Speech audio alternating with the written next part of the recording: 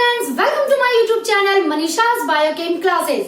हम लोग पढ़ रहे थे 9th क्लास की केमिस्ट्री, जिसमें मैंने पूरा एक वीडियो सीरीज बनाया है, जिसमें 9th क्लास की केमिस्ट्री का चैप्टर 3 और 4 atoms and molecules and atomic structure को मैंने कंबाइन करके वीडियो बनाया है। और आज के इस वीडियो में हम लोग बहुत कुछ एटम के बारे में पढ़ चुके हैं, लॉस के बारे में जान चुके हैं। आज के इस वीडियो में एक न्यू कॉन्सेप्ट, एक नया चीज आप लोग सीखेंगे, जिसका नाम है मोल कॉन्सेप्ट। क्लियर? और ये मोल कॉन्सेप्ट आप लोगों के 11th क्लास का चैप्टर 1 भी है, जिसे 9th में पढ़ना है। तो अगर आज आप इसे अच्छे से समझ लेते हैं तो प्लस 2 में जाने के बाद आप लोगों को दिक्कत नहीं होगी। बेसिकली मैं थोड़ा सा स्टोरी आप लोगों को बता दूं कि आखिर ये मोल क्या है। जब सारे रिएक्शंस करवाए जाने लगे, जब मासेस वेट किया जाने लगा कि भाई कार्बन इतना लिया जाए, ऑक्सीजन इतना लिया जाए, फिर रिएक्शन करवाया जाए, कार्बन डाइऑक्साइड बनाया जाए। चूंकि एटम्स और एलिमेंट्स इतने छोटे छोटे मात्रा में होते हैं, इतने नॉट मात्रा, इतने छोटे साइज उसके होते हैं, उसके मास इतने कम होते हैं कि भाई उनकी क्वांटिटी को नापना थोड़ा सा डिफरेंट हो गया।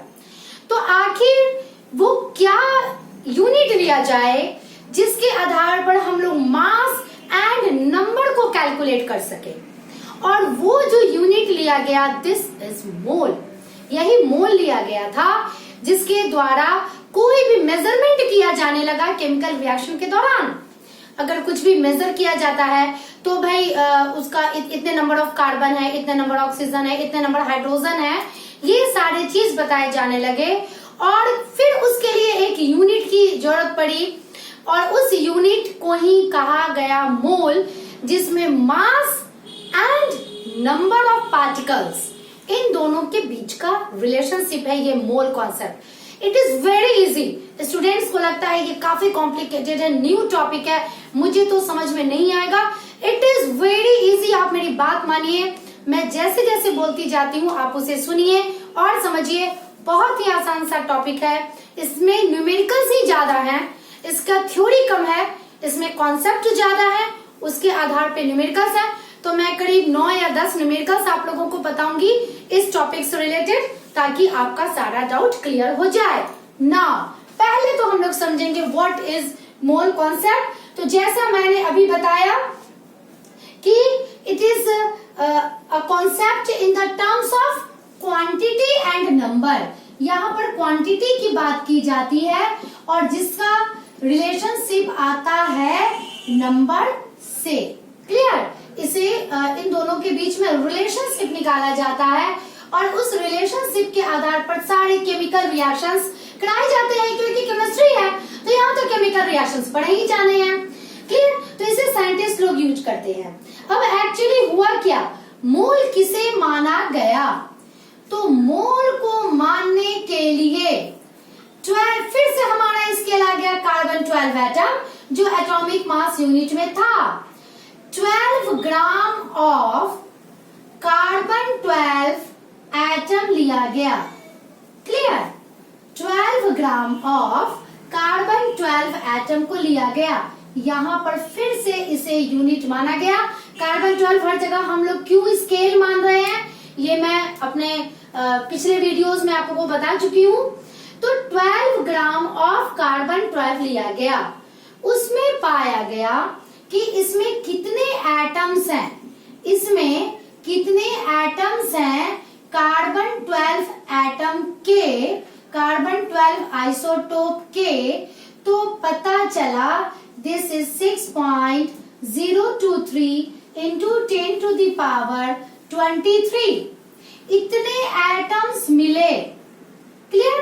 यानी 12 ग्राम ऑफ कार्बन 12 एटम को जब लिया गया तो पाया गया कि 6.023 into 10 to the power 23 atoms मिले।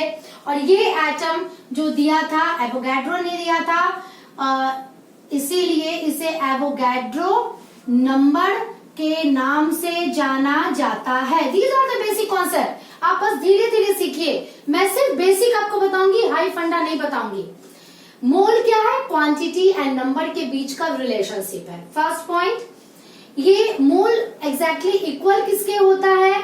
तो ये अमाउंट ऑफ सब्सटेंस है और उस अमाउंट ऑफ सब्सटेंस जिसमें same number of chemical units रहते हैं जितने 12 ग्राम ऑफ कार्बन 12 एटम में रहते हैं।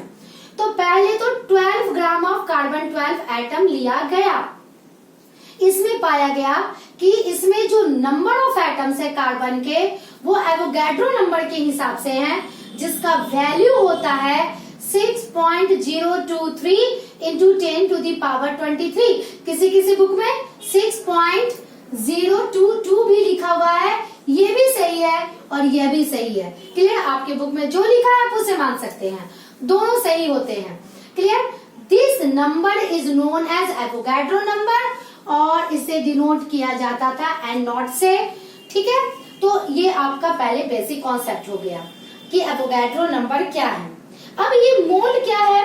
तो अमाउंट ऑफ सब्सटेंस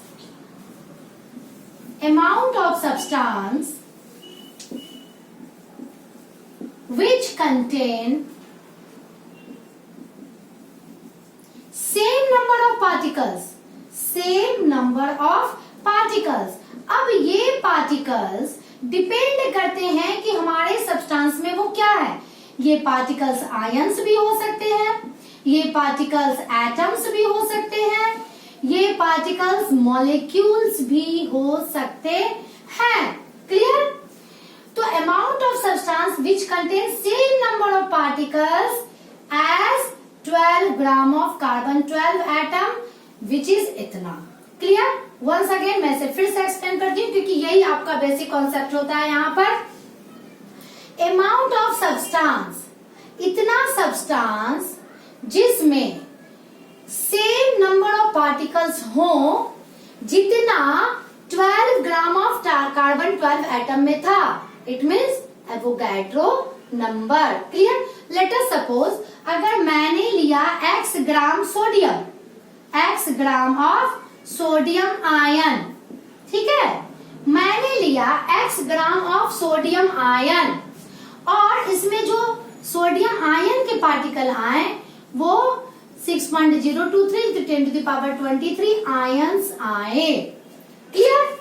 तो यहाँ पर जो x ग्राम है ये डिनोट करेगा सोडियम आयन के मोल को। Is that clear? आप लोगों को समझ में आ गया होगा आई थिंक।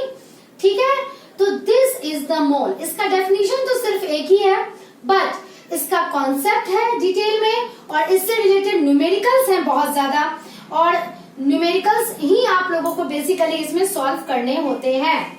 इसका यूनिट भी लिखा गया, unit of mole is equal to MOL mole. Clear? बस यही इसका यूनिट है। तो इतना था बेसिक कॉन्सेप्ट ऑफ मोल। अब मैं इन सारे चीज को जो रिलेशनशिप होते हैं क्वांटिटी एंड नंबर के बीच में रिलेशनशिप होते हैं, किस तरह से आयंस, एटम्स एंड मॉलिक्यूल्स में वो रिलेटेड होते हैं, मैं एक डायग्राम के द्वारा आप लोगों को बताना चाहूंगी। डायग्राम मेरे नोट्स में भी है, तो अगर आप लोग वो डायग्राम समझ लेते हैं तो फिर आप लोगों को न्यूमेरिकल्स बनाने में दिक्कत बिल्कुल भी नहीं आएगी। What is this mole concept? Clear? मैं एक डायग्राम बना रही हूँ। 1 मोल, क्योंकि हम लोग ग्राम एटॉमिक मास, ग्राम मोलिकुलर मास सब कुछ पढ़ चुके हैं। 1 मोल इट मीन्स कितने particles? 6.022 into 10 to the power 23 particles. अब ये पार्टिकल्स आयंस हैं तो आयंस होंगे। क्लियर? ये पार्टिकल्स अगर कोई मॉलिक्यूल है तो मॉलिक्यूल होंगे। 1 mole is equal to what? Gram atomic mass और ग्राम मॉलिक्यूलर मास, ये आपको समझना है। Clear? 1 mole is equal to इतना particle, Avogadro number. 1 mole is equal to gram atomic mass या molecular mass and 1 mole is equal to 22.4 litre. अगर volume की बात की जाए, ठीक है, तो 22.4 लीटर एट STP, ये आपको समझना है। बट इससे रिलेटेड न्यूमेरिकल्स आप लोगों को 9th क्लास में नहीं पढ़ने हैं। जो भी न्यूमेरिकल्स पूछे गए हैं वो बस इन तीनों के रिलेशनशिप से पूछे गए हैं, बट डायग्राम में मैंने दिया है। Clear? 22.4 litre at STP। What is STP?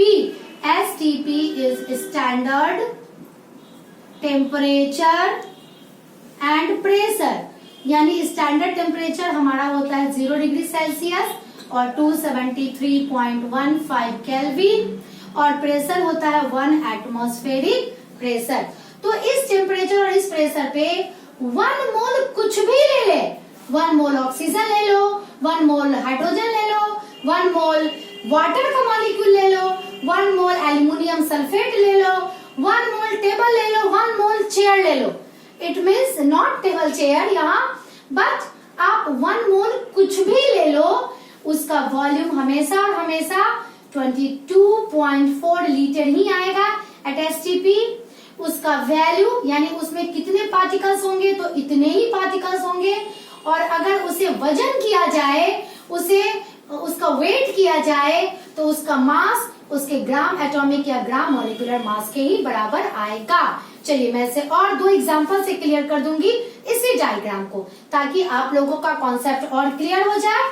Now let us suppose मैंने लिया 1 मोल ऑक्सीजन एटम, ठीक है, तो इसमें 1 मोल ऑक्सीजन एटम में कितने ऑक्सीजन के एटम होंगे, तो कितने होंगे, इतने होंगे 6.022 into 10 to the power 23 atoms होंगे।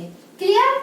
1 मोल ऑक्सीजन एटम जब हमने लिया तो उसमें 6.022 into 10 to the power 23 atoms होंगे, किसके, ऑक्सीजन के ही, चूंकि ऑक्सीजन लिया है हमने ना। अब अगर 1 मोल ऑक्सीजन एटम को हम लोग वेट करें, उसे वजन करें, तो वो उसका मास कितना आएगा, उसका मास आएगा उसके ग्राम एटॉमिक मास के बराबर।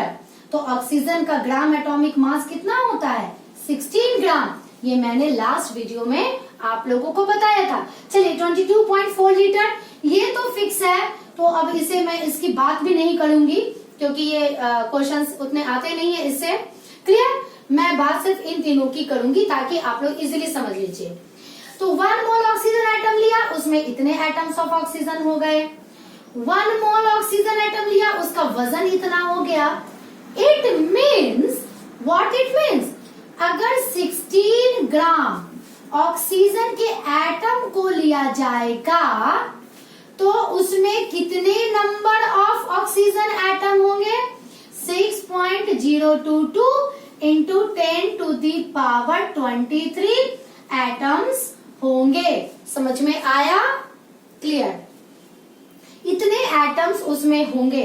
आपको बेटा यही कॉन्सेप्ट क्लियर करना है। चलिए, तो मैंने एटम लिया था, अब हम लोग कुछ मॉलिक्यूल्स को लेके देखते हैं। ऑक्सीजन का ही लेती हूँ ताकि कंपैरिजन हो जाए। इसी जगह पे और एटम की जगह अगर हम लोग 1 मोल ऑक्सीजन मॉलिक्यूल ले ले, ये मैंने पहले बताया था कि ऑक्सीजन का मॉलिक्यूल O2 के फॉर्म में नेचर में रहता है, मैंने प्रीवियस वीडियो में बताया था। क्लियर? तो कितने मॉलिक्यूल होंगे इसमें, नंबर ऑफ मॉलिक्यूल्स कितने होंगे, सेम होंगे, 6.022 into 10 to the power 23, but ये मॉलिक्यूल हो जाएंगे। यहाँ एटम था, यहाँ मॉलिक्यूल हो जाएगा। इसका वजन कितना होगा, इसका वजन होगा इसके ग्राम मॉलिक्यूलर मास के बराबर, विच इज 16 इंटू 2, क्योंकि ऑक्सीजन के एक मॉलिक्यूल में 2 एटम होते हैं, यानी 32 ग्राम। ये रिलेशनशिप है इन दोनों के बीच में। इट मीन्स अगर हम लोग 32 ग्राम ऑक्सीजन का मॉलिक्यूल लें तो उसमें कितने मॉलिक्यूल मौजूद है, 6.022 into 10 to the power 23 molecule मौजूद है। एंड मैं ऐसे भी कह दूं कि अगर हम लोग 1 मोल ऑक्सीजन का मॉलिक्यूल लें तो इसमें कितने मॉलिक्यूल हैं, इतने। 1 मोल ऑक्सीजन के मॉलिक्यूल को अगर वेट करें तो इसका मास कितना होगा, 32 ग्राम।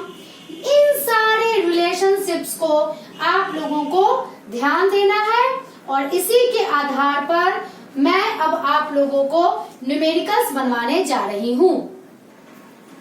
ना मोल कॉन्सेप्ट तो हम लोगों ने समझ लिया। अब मैं आप लोगों को करीब 10 न्यूमेरिकल्स बताऊंगी अलग अलग प्रकार के, जो कि मोल कॉन्सेप्ट में पूछे जाते हैं। आप यूनिटरी मेथड से भी इजीली निकाल सकते हैं, बट क्विकली आप आंसर को सॉल्व कर लीजिए। उसके लिए मैंने यहाँ 2 फॉर्मूला लिखा है और ये दोनों यूनिटरी मेथड से ही निकाले गए हैं। अगर नंबर ऑफ मोल निकालने आए आपको और मास दिया गया हो, इट मीन्स आपको देखिए इसमें 3 चीज में आपको रिलेशनशिप निकालना है। आपको क्या क्या चीज के बीच में रिलेशनशिप आपने पढ़ा? Mass, number of mole and number of particle. And mole concept के आधार पर ये तीनों एक दूसरे से रिलेटेड है। तो आपको फाइंड आउट क्या करना रहता है? क्वेश्चंस में इन तीनों में से कोई 2 चीज दिए गए हुए रहेंगे और उन दोनों के ही आधार पे आपको रिलेशन निकाल करके कैलकुलेशंस करना होगा। ये मैं कह रही हूँ, बिना कैलकुलेट किए, बिना क्वेश्चन को सॉल्व किए आप नहीं समझ पाओगे इसे, ठीक है? तो पहले मैं ये दोनों फॉर्मूला आपको बता दूं ताकि क्विक आपका कैलकुलेशन हो सके, यूनिटरी मेथड उतना ना लिखना पड़े। क्लियर? ऐसे आप यूनिटरी मेथड से भी निकाल सकते हो। तो पहला आपका जो फॉर्मूला है, यदि आपको नंबर ऑफ मोल निकालना है और मास दिया गया है, ठीक है, तो आपका फॉर्मूला होगा number of mole is equal to given mass, यानी जो भी मास आपका क्वेश्चन में दिया जाता है, बाय अगर एटम है तो उसका ग्राम एटॉमिक मास, यदि वो मॉलिक्यूल है तो उसका ग्राम मॉलिक्यूलर मास। ये एक फॉर्मूला हुआ। फॉर्मूला नंबर 2, नंबर ऑफ मोल यदि निकालना हो और मेरा नंबर ऑफ पार्टिकल्स दिया गया हो, मान लिया कि भाई 12 पार्टिकल है, 1000 पार्टिकल्स है, कुछ इस तरह का दिया हो किसी भी चीज का, या तो वो एटम हो या वो आयन हो या वो मॉलिक्यूल हो, तो जो गिवन नंबर दिया गया है पार्टिकल्स का क्वेश्चन में, इसे मैंने n से डिनोट किया है, capital N, by Avogadro number. ये एवोगैड्रो नंबर क्या है? 6.022 into 10 to the power 23। Atom रहेंगे तो एटम, मॉलिक्यूल रहेगा तो मॉलिक्यूल, आयन रहेगा तो ion. It depends upon your question. Clear? चलिए अब हम लोग तुरंत शुरू करते हैं अपने क्वेश्चंस को, क्योंकि बिना क्वेश्चन को सॉल्व किए आपका ये कॉन्सेप्ट क्लियर नहीं होगा। Question number 1, how many moles are 5 gram of calcium? देखिए क्वेश्चन को आप ध्यान से पढ़िए और समझिए कि क्या दिया है। हाउ मेनी मोल्स, यानी आपको क्या निकालना है? नंबर ऑफ मोल निकालना है। क्लियर? ये तो आप समझ गए। How many moles are 5 gram of calcium? Gram, what is it? ये किसके बीच में रिलेशन है? ये नंबर ऑफ मोल के बीच में रिलेशन है एंड मास के बीच में रिलेशन है। तो इसमें हमारा फॉर्मूला नंबर 1 लग जाएगा। और देखिए ये क्वेश्चन में दिया रहेगा atomic mass of calcium is equal to 40 AMU। ये मैंने लास्ट वीडियो में कहा था कि आपको एटॉमिक मास याद नहीं करना है। ये रूल होता है कि आपको एटॉमिक मास क्वेश्चन में दिया जाता है। ये अलग बात है कि स्टूडेंट्स को बनाते बनाते याद हो जाता है। Now number of mole in 5 gram of calcium, हमारा फॉर्मूला क्या था? Given mass. चूंकि कैल्शियम का एटम दिया हुआ है, that's why I have to write gram atomic mass. तो गिवन मास है हमारा 5, कैल्शियम का एटॉमिक मास होता है 40 एटॉमिक मास यूनिट, तो इसका ग्राम एटॉमिक मास क्या हो जाएगा? 40 ग्राम। और जब हम लोग इसे सॉल्व करेंगे, दिस इज 0.125 मोल। क्लियर? तो इस तरह से हमारा न्यूमेरिकल नंबर 1 का कॉन्सेप्ट क्लियर हो गया।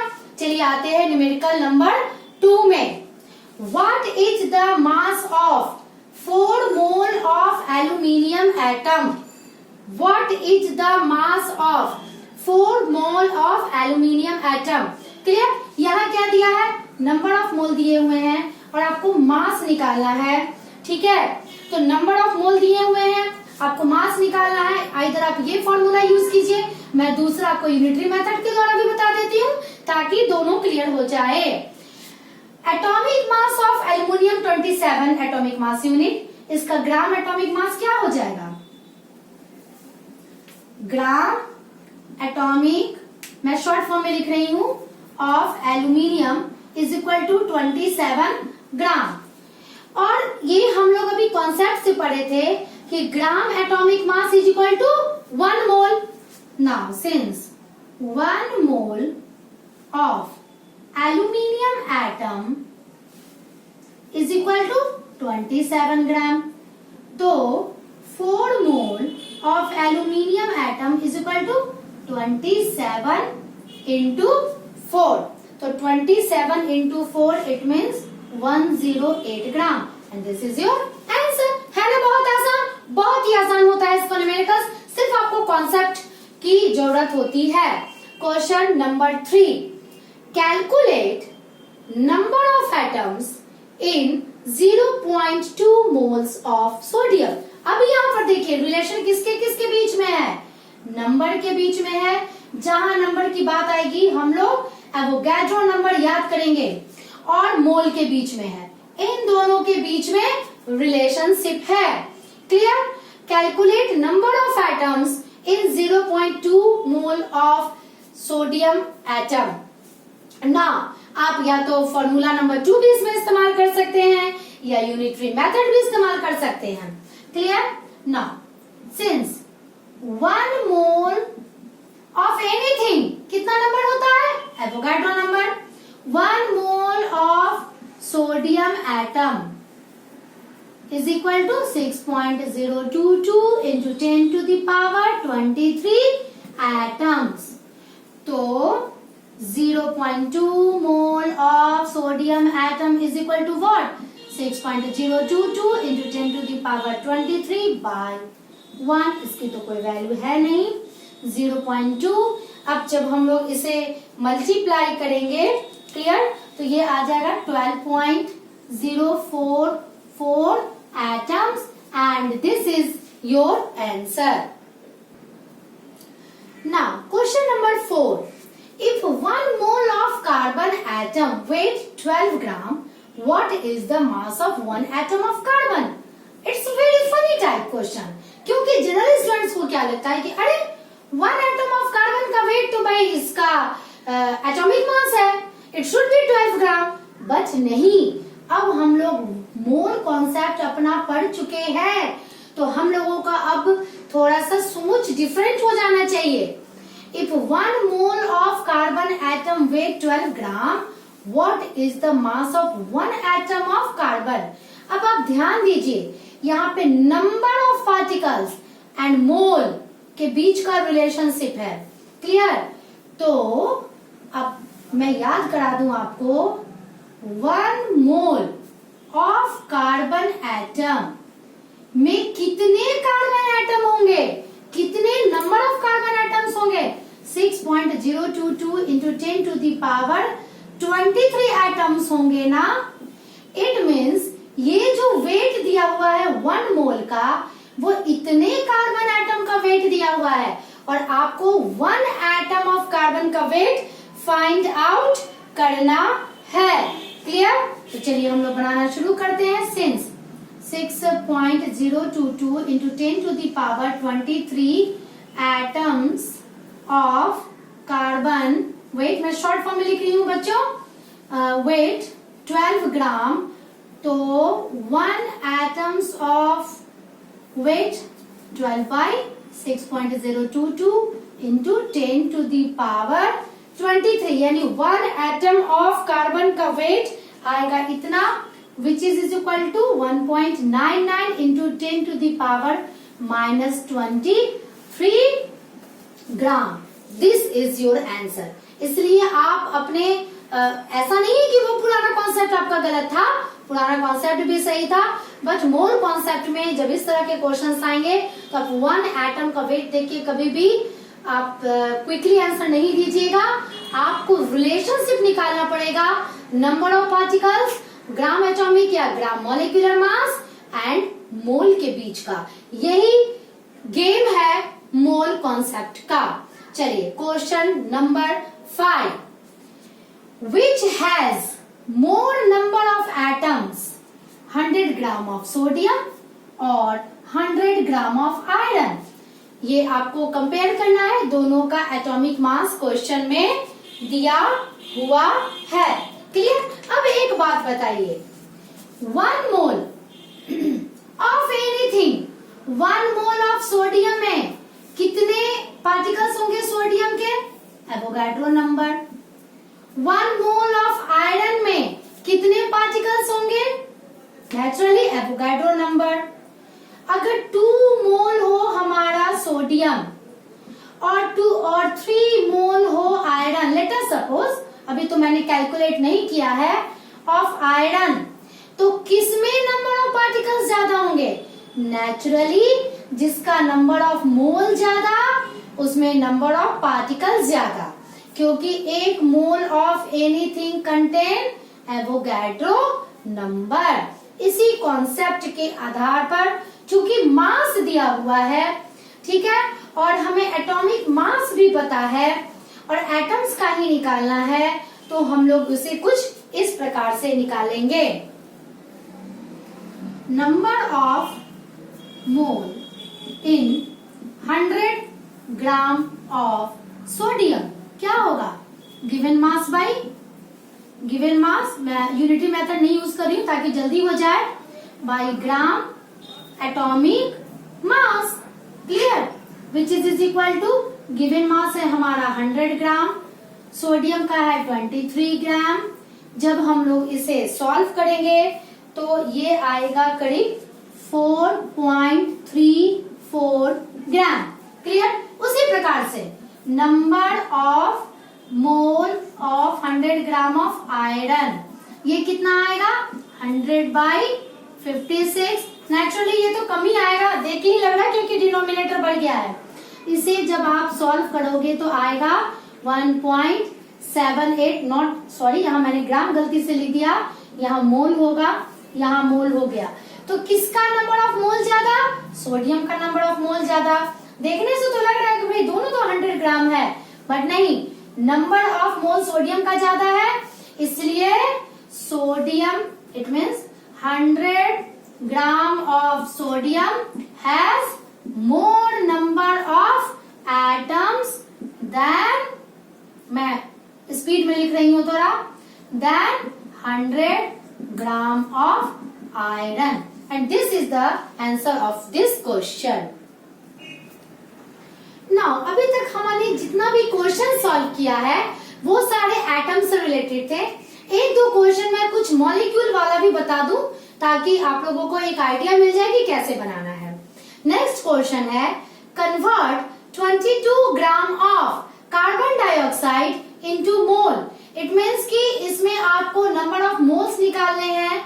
गिवन मास दिया गया है 22 ग्राम और यहाँ पर मॉलिक्यूल की बात की जा रही है। जहां भी मोल कॉन्सेप्ट में या कभी भी मॉलिक्यूल की बात की जाती है तो आप लोगों को वहां पर इसका मॉलिक्यूलर मास निकालना पड़ेगा। तो सबसे पहला हमारा स्टेप होगा मॉलिक्यूलर मास। मॉलिक्यूलर मास जो मैंने लास्ट वीडियो में आप लोगों को बताया था, clear? Mass of carbon dioxide क्या होगा? कार्बन के कितने एटम है? 1, इसका एटॉमिक मास दिया हुआ है 12 प्लस 2 इंटू 16। क्लियर? और इस तरह से जब आप इसे कैलकुलेट कीजिएगा तो ये आएगा 44 ग्राम, यानी दिस इज ग्राम मॉलिक्यूलर मास, क्योंकि मैंने इसे ग्राम में डिनोट किया है। क्लियर? ग्राम मॉलिक्यूलर मास और मॉलिक्यूलर मास दोनों सेम होते हैं, सिर्फ उनकी यूनिट चेंज हो जाती है। ग्राम molecular mass of carbon dioxide आपको इतना निकाल लेना है ना, गिवन मास आपका इतना है। तो फॉर्मूला अप्लाई कीजिए ताकि इजीली बन जाए। Number of mole of CO2 in 22 gram. Clear? कितना है? Given mass by gram molecular मास। देखिए हम लोग जहां एटम थे तो एटॉमिक मास लिखते थे, मॉलिक्यूलर तो मॉलिक्यूलर मास लिखेंगे। क्लियर? तो गिवन मास है हमारा 22 and eight gram molecular mass जो हमने निकाला है वो है 44 ग्राम। क्लियर? जब इसे आप लोग कैलकुलेट कीजिएगा तो आएगा 0.5 मोल। तो इस तरह से मॉलिक्यूल में आपको मॉलिक्यूलर मास निकालना होगा। Now question number 7, next question, what is the number of water molecule present in 1 drop of water weighing 0.06 ग्राम। यानी एक बूंद पानी लिया है हमने और उस एक बूंद का जो पानी का जो मास है वह 0.06 ग्राम। तो इसमें आपको नंबर ऑफ वाटर मॉलिक्यूल देखिए, फिर यहाँ पर आ गया हमारा number and number related with Avogadro number, साथ में दिया हुआ है मास और यहाँ है हमारा मॉलिक्यूल। तो हमें मॉलिक्यूलर मास निकालना पड़ेगा। चलिए, तो सबसे पहला काम हम निकालेंगे मॉलिक्यूलर मास ऑफ वाटर। ये बहुत बार हम लोगों ने निकाला है। 1 into 2 plus 16 it gives 18 U, and अगर इसी का हम लोग ग्राम मॉलिक्यूलर मास लिख दें, इट इज 18 ग्राम। चलिए, यहाँ तक तो हम लोगों ने पहले से सीख रखा है। अब हमारा देखिए नंबर आ रहा है और आपको water, what is the number of water molecule. अब ध्यान दीजिए मोल कॉन्सेप्ट, आप मोल कॉन्सेप्ट को याद कीजिएगा। तो 1 मोल इज इक्वल टू इतना पार्टिकल, अगर मॉलिक्यूल है तो यहाँ पे इतना मॉलिक्यूल हो जाएगा, इज इक्वल टू इसका ग्राम, चूंकि मॉलिक्यूल है तो यहाँ पे ग्राम मॉलिक्यूलर मास हो जाएगा। This is the relationship between mass and number. It means gram molecular मास में कितने पार्टिकल्स होंगे, इतने होंगे। तो हम लोग लिखेंगे since 18 gram of water contain 6.022 into 10 to the power 23 molecules has। अब आपका जो हमारा गिवन मास है, आप इसे फॉर्मूला से भी बना सकते थे, मैंने जानबूझ के दो मेथड आप लोग को दिया है।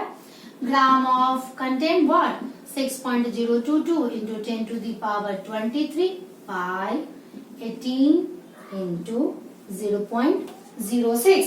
आपको इसे ही सॉल्व करना है। क्लियर? और जब आप इसे सॉल्व कीजिएगा तो आएगा आपका approximately 2.007 into 10 to the power 23 molecule. तो इस तरह से आप ये वाला न्यूमेरिकल भी सॉल्व कीजिएगा। नेक्स्ट क्वेश्चन हमारा थोड़ा सा टिपिकल है। अभी तक हमने जितने भी क्वेश्चंस बनाए वो लगभग कुछ एक टाइप के थे, और ये मैं क्वेश्चन बता रही हूँ जो थोड़ा सा डिफरेंट है आप लोगों का, but it is also related with mole concept. Question देखिए ध्यान से। 1 gram of carbon contain X atom. Clear? What will be the number of atom in 1 gram of magnesium. ये आपका क्वेश्चन है कि 1 ग्राम ऑफ कार्बन में X atom है, let us suppose, ठीक है। तो अगर 1 ग्राम ऑफ मैग्नीशियम लेंगे तो उसमें कितना एटम होगा, दोनों के एटॉमिक मास दिए हुए हैं। अगर इस तरह का कोई क्वेश्चन आए जहां पे कुछ भी डिटरमाइन करना थोड़ा सा मुश्किल हो जाए, एक चीज आप ध्यान रखिएगा, 1 मोल ऑफ एनीथिंग, दुनिया में किसी भी चीज की, अब यहाँ किसी भी चीज की जो मैंने उसमें मजाक में कहा था 1 mole of table is equal to इतना table, 1 mole of chair it means इतना चेयर। टेबल और चेयर इससे नहीं गिना जाता है, ये केमिस्ट्री में यूज किया जाता है। इट मीन्स कि इसमें एटम्स, आयंस या मॉलिक्यूल्स ही काउंट किए जाते हैं। तो 1 मोल ऑफ एनीथिंग, कुछ भी हो, सेम नंबर ऑफ पार्टिकल्स होते हैं ना, सेम नंबर ऑफ पार्टिकल्स होते हैं, यानी which is 6.022 into 10 to the power 23। ये तो अब आपको याद ही हो गया होगा, and this is Avogadro number. It means अगर 1 मोल ऑफ कार्बन है तो उसमें जितने भी पार्टिकल्स हैं, इसमें जितने भी पार्टिकल्स हैं, तो 1 मोल ऑफ मैग्नीशियम होगा, उसमें भी सेम पार्टिकल्स होंगे। अगर 1/2 मोल ऑफ कार्बन है, इसमें जितने भी पार्टिकल्स यानी जितने भी एटम्स हैं, यानी 1/2 मोल ऑफ मैग्नीशियम होगा, उसमें भी उतने ही एटम्स होंगे। ये कॉन्सेप्ट आपको होना चाहिए कि 1 मोल ऑफ एनीथिंग, चाहे वो 1 मोल कार्बन हो, 1 मोल मैग्नीशियम हो, 1 मोल सोडियम हो, 1 मोल वाटर मॉलिक्यूल हो, 1 मोल कार्बन डाइऑक्साइड गैस हो, सब में इतने ही पार्टिकल्स आएंगे। एटम तो एटम, मॉलिक्यूल तो मॉलिक्यूल। तो इट मीन्स किसी भी रेशियो में अगर मोल बराबर हो जाता है तो नंबर ऑफ पार्टिकल्स सेम हो जाते हैं। वंस अगेन आई रिपीट, अगर मोल बराबर हो जाता है तो नंबर ऑफ पार्टिकल्स सेम हो जाते हैं। क्लियर? इसी कॉन्सेप्ट पे आधारित हमारा ये न्यूमेरिकल्स है और इस न्यूमेरिकल्स को बनाने के लिए सबसे पहले आपको निकालना होगा, सबसे पहले आपको निकालना क्या है? मोल ऑफ कार्बन इन 1 ग्राम। 1 ग्राम में आपका number of mole of carbon है। चलिए निकालते हैं, निकाल ही लिया जाए। गिवन मास 1, इसका ग्राम एटॉमिक मास इतना तो अब आप लोग को पता चल गया होगा, एटॉमिक मास है 12 तो 12 ग्राम। इट मीन्स कि 1 ग्राम में कार्बन के कितने मोल? 1/12 मोल। चलिए हम लोगों ने निकाल लिया। नाउ अब 1 ग्राम में कार्बन का पास कितना एटम है? X एटम है। It means 1/12 mole of carbon is equal to X atom. यहां तक आप लोगों का क्लियर हुआ? ठीक है, चलिए ना 1/12 mole of carbon is equal to X atom. अब आप सोचिए, since equal number of mole contain equal number of particle. अब ये एटम है तो एटम की बात है, मॉलिक्यूल तो मॉलिक्यूल की बात। इट मीन्स अगर 1/12 mole of carbon X atom contain करता है तो 1/12 मोल ऑफ मैग्नीशियम कितना एटम कंटेन करेगा? Answer me, X atom. Very good, you can say loudly 1/12 mole of magnesium also contain X atom. तो हमारे पास अब ये डाटा तैयार है। क्लियर? कि भाई 1/12 मोल ऑफ मैग्नीशियम में X एटम है। इसी का इस्तेमाल हम लोग करेंगे 1 ग्राम ऑफ मैग्नीशियम के मोल को निकालने, नंबर ऑफ एटम को निकालने के लिए। ना once again, number of mole in 1 gram of magnesium, ये कितना होगा? गिवन मास फिर से हमारा वही आ गया, बाई ग्राम एटॉमिक मास। इसका एटॉमिक मास 24, ये क्वेश्चन में दिया हुआ है। ग्राम एटॉमिक मास 24 ग्राम, 1 ग्राम दिया हुआ है एंड दिस इज मोल। यानी हमें फाइंड आउट क्या करना है? 1/24 मोल में कितने ऑक्सीजन, कितने मैग्नीशियम के एटम हैं, हमें यही फाइंड आउट करना है ना। हमारे पास एक ये डाटा तैयार है, हमें इसमें निकालना है। क्लियर? चलिए अब हम लोग करते हैं। Since 1/12 mole of magnesium contain X atom, then 1/24 unitary method. मैंने 1 वाला लाइन स्किप आउट कर दिया है क्योंकि आप लोग बड़े हो चुके हैं। ठीक है, 1/12 is equal to X atom. Clear? जब आप इसे सॉल्व कीजिएगा तो X into 12/24 X by, yes, this is X by 2 atom and this is your answer. Clear?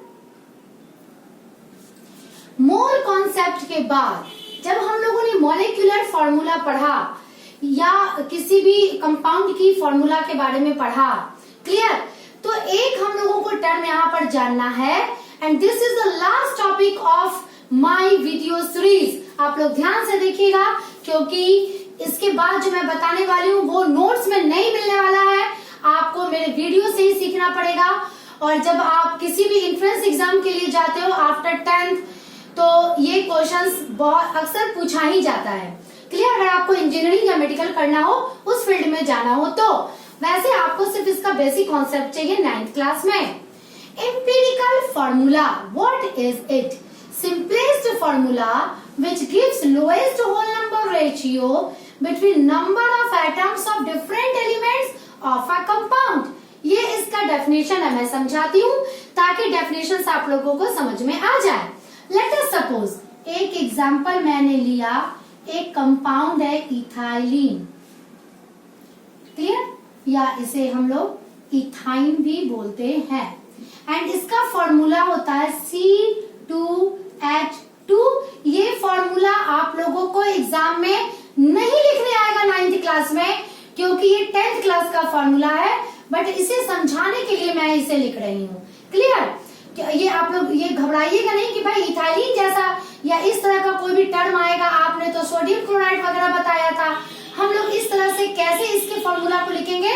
तो स्टूडेंट्स, ये फॉर्मूला आप लोगों को 9th क्लास में नहीं पूछा जाएगा, ये 10th क्लास में पढ़ना है आप लोगों को ना। बट ये फॉर्मूला को समझाने के लिए मैंने लिखा है इथाइलिन या इथाइन एक कंपाउंड होता है जिसका फॉर्मूला होता है C2H2। ये जो मैंने लिखा है this is molecular formula. But अगर इसका लोएस्ट टर्म में आपको इसे बनाना हो, क्या करोगे? 1:1 के रेशियो में ये कट जाएगा ना, देन हमारा जो फॉर्मूला आएगा CH, और ये फॉर्मूला रिप्रेजेंट कर रहा है lowest whole number ratio between the number of atoms of different elements present in this compound, and this is empirical formula। तो कॉन्सेप्ट अब आप लोगों को समझ में आ गया होगा, ठीक है ना। There is a relationship between empirical and molecular formula, and वो relationship क्या है? Molecular formula is equal to n into empirical formula। ये आप लोगों को याद कर लेना है। And what is n here? यहाँ पर n है मोलिकुलर मास, आपका जो भी मोलिकुलर फॉर्मूला से आपने जो भी मास निकाला है वो, और इसके नीचे आपके जो एम्पिरिकल फॉर्मूला से जो आपका मास होगा वो। लेट अस सपोज अगर हम लोगों को मोलिकुलर मास निकालना हो तो इसका कैसे निकालेंगे वो मैं पढ़ा चुकी हूँ। 2 into 12 plus 2 into 1, क्लियर? ये आपको निकालना होगा। इसके लिए 1 into 12 plus 1 into 1, ये आपको निकालना होगा। तो इस तरह से molecular mass by empirical formula मास से आपका n निकलेगा और इस फॉर्मूला से ये रिलेटेड होगा। तो इस कॉन्सेप्ट पे कैसे न्यूमेरिकल्स आते हैं एग्जाम में, इसका मैं एक न्यूमेरिकल्स आप लोगों को सॉल्व करके बताऊंगी, ध्यान से देखिए। अब उससे रिलेटेड मैं एक क्वेश्चन आप लोगों को बताऊंगी, क्योंकि सारा क्वेश्चन सॉल्व करना वीडियोस में संभव नहीं होता है। क्लियर? मैं एक क्वेश्चन बताऊंगी, उसी पे आधारित बहुत सारे क्वेश्चंस आते हैं एग्जाम में, और ये है question related to calculation of empirical and molecular formula, कैसे निकाला जाता है और क्या क्या दिया रहेगा क्वेश्चंस में। क्वेश्चंस में जो भी ऑर्गेनिक कंपाउंड की बात की जाएगी उसमें जितने भी एलिमेंट्स रहेंगे उसका परसेंटेज दिया हुआ होना चाहिए, उसका मॉलिक्यूलर मास दिया हुआ होना चाहिए और उसका एटॉमिक मास दिया हुआ होना चाहिए। वैसे कुछ नॉन एलिमेंट्स का एटॉमिक मास आप लोग याद कर लीजिएगा, इट मींस याद हो जाएगा न्यूमेरिकल्स बनाते बनाते, इससे रट्टा मारने की आवश्यकता नहीं है। तो ये क्वेश्चन है, an organic compound contain carbon 40%, oxygen 53.33%, hydrogen 6.67%। इसमें इसका मॉलिक्यूलर मास दिया हुआ है पहले से 120, क्योंकि जब मॉलिक्यूलर फॉर्मूला निकालना होता है तो आपको मॉलिक्यूलर मास दिया हुआ होना चाहिए। क्लियर? आपको कैलकुलेट करना है एम्पिरिकल एंड मॉलिक्यूलर फॉर्मूला दोनों, और यहाँ एटॉमिक मास दिए हुए हैं, कार्बन के 12, हाइड्रोजन के 1U एंड ऑक्सीजन के 16U। तो इस तरह के क्वेश्चन को सॉल्व करने के लिए आपको पहले इस तरह का एक टेबल बना लेना होगा, ठीक है, टेबल बना लेना होगा। अब इस टेबल में देखिए एलिमेंट्स के नाम, परसेंटेज, इसका एटॉमिक मास, इतना मैंने पहले से फिलअप कर रखा है क्योंकि ये क्वेश्चंस में दिए हुए थे। क्लियर? अब आपको नंबर ऑफ मोल्स निकालने हैं हर एक के, और फिर सिंपलेस्ट रेशियो निकालना है एटम का। तो वो कैसे निकाला जाएगा वो मैं आपको बताऊंगी। जितने परसेंट हैं, यानी कि उस कंपाउंड में, वो कंपाउंड बना हुआ है हाइड्रोजन का, ऑक्सीजन का एंड कार्बन का। क्लियर? वो कंपाउंड कार्बन, हाइड्रोजन, ऑक्सीजन को मिला के बना है, तो इसमें इतने इतने परसेंटेज है। समझ लीजिए कि यही इसका मास है, 40 ग्राम, 53.33 ग्राम एंड 6.67 ग्राम। अगर 100 ग्राम हम लोगों ने ये कंपाउंड लिया है तो अब इसमें हमको नंबर ऑफ मोल निकालने हैं हर एक एलिमेंट के। तो चलिए नंबर ऑफ मोल हम लोग निकालते हैं किस प्रकार से।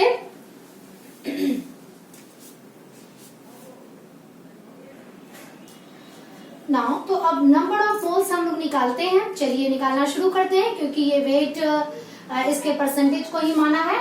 Number of mole given mass by इसका एटॉमिक मास बाय 12, और ये आपका आएगा 3.33 इसका नंबर ऑफ मोल आएगा। Now hydrogen 50, just sorry, I have यहाँ हाइड्रोजन 6.67 है और मैंने थोड़ा उल्टा लिख दिया है, कोई बात नहीं, 6.67 एंड ऑक्सीजन इज 53.33, ये गलती से लिखा गया था ना। इसका भी हम लोग नंबर ऑफ मोल वैसे ही लिखेंगे, गिवन मास बाय इसका एटॉमिक मास विच इज 67, इसे 6.7 भी आप मान सकते हैं, एंड 53.33 डिवाइडेड बाय 16, बिल्कुल वैसे ही हमने निकाला है 3.33। अब ये तीनों के नंबर ऑफ मोल्स आ गए। जब तीनों के नंबर ऑफ मोल्स आ जाएंगे तो सिंपलेस्ट रेशियो ऑफ एटम्स को निकालने के लिए हमें करना क्या है कि नंबर ऑफ मोल्स जो सबसे कम आएंगे उससे इन तीनों को डिवाइड कर देना है। ठीक है, तो सबसे कम क्या है 3.33। अब ये दोनों सेम है इसलिए, लेकिन आपको याद क्या रखना है, नंबर ऑफ मोल जो सबसे कम आएंगे उससे आपको डिवाइड कर देना है for simplest ratio of atoms. तो 3.33 divided by 3.33 it gives 1, 6.67 divided by 3.33 it approximately it gives 2, and similarly it gives 1। ये हमारा सिंपलेस्ट रेशियो है एटम का। तो इसलिए हमारा एम्पिरिकल फॉर्मूला क्लियर, ये आ जाएगा, कार्बन है 1, हाइड्रोजन है 2 एंड ऑक्सीजन है 1 तो लिखते नहीं है ना, CH2O। ये हमारा एम्पिरिकल फॉर्मूला आ जाएगा। अब हमें निकालना है मॉलिक्यूलर फॉर्मूला। क्लियर? तो इसके लिए हमें पहले एम्पिरिकल फॉर्मूला मास निकालना होगा। एम्पिरिकल फॉर्मूला मास जो आप लोग निकालना जानते हैं। क्लियर? और यहाँ पे 1 into atomic mass of carbon, 1 into 12 plus 1 into 2 plus 1 into 16, और जब हम लोग इसे पूरा निकालेंगे तो ये आएगा 30। दिस इज एम्पिरिकल फॉर्मूला मास। और क्वेश्चन में मॉलिक्यूलर मास आपका गिवन है, मॉलिक्यूलर मास आपका 120, ये आपका गिवन है। क्लियर? तो अब आप लोग n निकाल सकते हो ना, n is equal to what, n is equal to molecular mass by empirical formula mass, it means 120 by 30 and it gives 4। अब आपका n का वैल्यू निकल गया, तो आप मॉलिक्यूलर फॉर्मूला अब निकाल सकते हैं। Molecular formula is equal to n into empirical formula. It means 4 into 6 CH2O, which gives C4H8O4, and this is your molecular formula. तो ये आपका जो मैंने एक न्यूमेरिकल दिया है, या इस वीडियो में मैंने जितने भी न्यूमेरिकल्स आपको बताए हैं वो सारे आपको नोट्स में मिलेंगे नहीं। तो सारे न्यूमेरिकल्स को सीखने के लिए आपको वीडियोस देखना ही पड़ेगा। क्लियर? थोड़ा सा मेहनत कीजिए। और आज मेरे इस वीडियो सीरीज का, यानी क्लास 9 के वीडियो सीरीज का जो एक सीरीज था वो खत्म हुआ। ये मेरा आज का लास्ट वीडियो था। मैं फिर से आपको रिमाइंड करा दूं, आपके लिए ये बहुत अच्छा समय है क्योंकि छुट्टियां चल रही हैं स्कूलों में। आप इन दोनों चैप्टर्स को पढ़ लीजिए ताकि 10th क्लास में कोई दिक्कत ना हो। आपको 9th तो खैर है ही, 9th में तो आपको 9th के सारे सिलेबस पढ़ने ही है, लेकिन 10th क्लास में भी कोई दिक्कत ना आए, ना ही प्लस 2 में जब आप साइंस लो तो आपको कोई दिक्कत आए, केमिस्ट्री आसान हो जाए, इसलिए मैंने ये वीडियो सीरीज आपके लिए बनाया था। बट आपको करना क्या है, आपको पूरी सीरीज को सीरियल वाइज देखना है। पार्ट 1 से लेके पार्ट 8 तक 8 वीडियोस मैंने डाले हैं इस पूरे सीरीज में। तो आपको पार्ट 1 से लेके पार्ट 8 तक सारा सीरीज देखना है। डिस्क्रिप्शन बॉक्स में जाके चेक करना है। पार्ट 3 के वीडियो में आपको सारे के सारे नोट्स मिल जाएंगे, और जहां मैंने मॉलिक्यूलर फॉर्मूला समझाया है उस वीडियो में आपको कुछ होमवर्क मिल जाएंगे। सारे होमवर्क को पूरा करते रहिए और केमिस्ट्री को और आसान बना दीजिए। क्लियर? ऐसा नहीं है कि मैं सेकंड चैप्टर का वीडियो नहीं बनाऊंगी, मैं बनाऊंगी, बट थोड़ा समय लगेगा बच्चों, क्योंकि 10th क्लास का वीडियो भी मुझे बनाना है। तो आप इस होमवर्क के साथ अपने वर्क को पूरा कीजिए। कोई डाउट हो कमेंट सेक्शन में लिखिए। बने रहिए मेरे चैनल के साथ और मिलते